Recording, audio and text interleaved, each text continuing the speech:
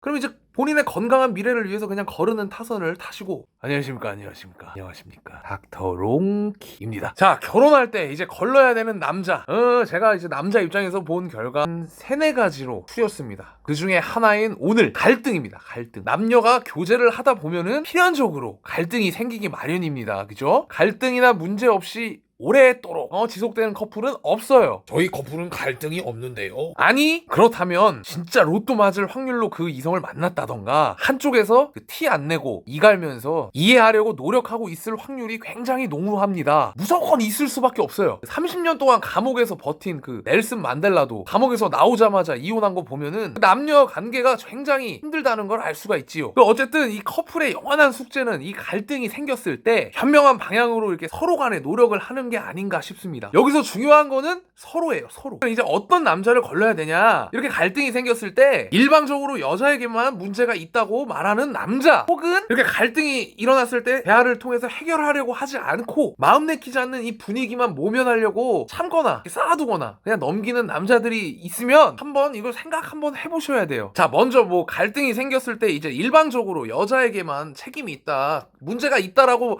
말하는 남자들은 그 결혼할 때 여자가 집 해오고 그 남자 쪽에서 혼수를 해와도 여자한테 야, 너 이거밖에 안 하냐, 너가 문제다 라고 할 사람이니까 그냥 거르시고, 그 갈등이 생겼을 때 이 그 순간에 그 분위기가 싫어가지고 그냥 이렇게 두루뭉술하게 넘어가거나 이렇게 참는 남자들이 있지요. 뭐 이런 남자랑 연애를 하는 건 상관이 없지만 같이 살게 되면 똑같은 그 갈등이 계속해서 일어날 확률이 굉장히 높고요. 그 문제를 이렇게 뭔가 이제 해결하려고 하다기보다는 그 내면적으로 계속 쌓아두기 때문에 이게 언제 어떻게 터질지 모르는 그런 사람일 확률이 굉장히 높습니다. 그냥 쉽게 얘기하면 이혼 랜덤박스 키우는 꼴이라고 생각하면 돼요. 어떻게 빵. 자, 그러면 이제 여성분들께 제가 이제 남자로서 알려드리자면 남자 쪽에서 말이 없는 경우, 해결하려고 하지 않고 말이 없는 경우는 이제 2가지로 볼 수가 있는데요. 이제 방금 얘기했던 것처럼 이제 애초부터 그 분위기에 이제 그 균열을 감당하지 못하고 덮어두거나 아니면 그냥 밀어버리는 경우. 자, 그리고 이제 2번째는 내가 무슨 말을 해봤자 이 여자랑은 말이 안 통한다, 뭐 이런 경우예요.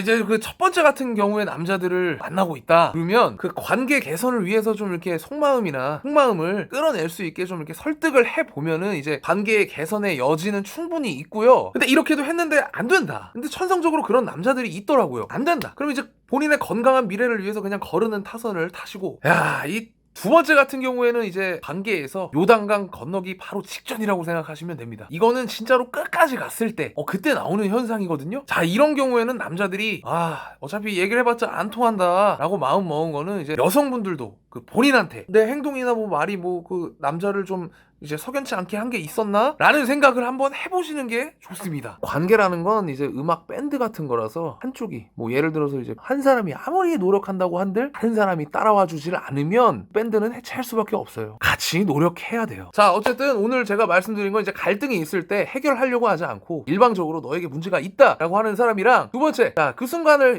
그 분위기가 너무 좀 감당하기 힘들어서 그냥 미루거나 두루뭉술하게 넘기는 사람들은 결혼하면 안 되지.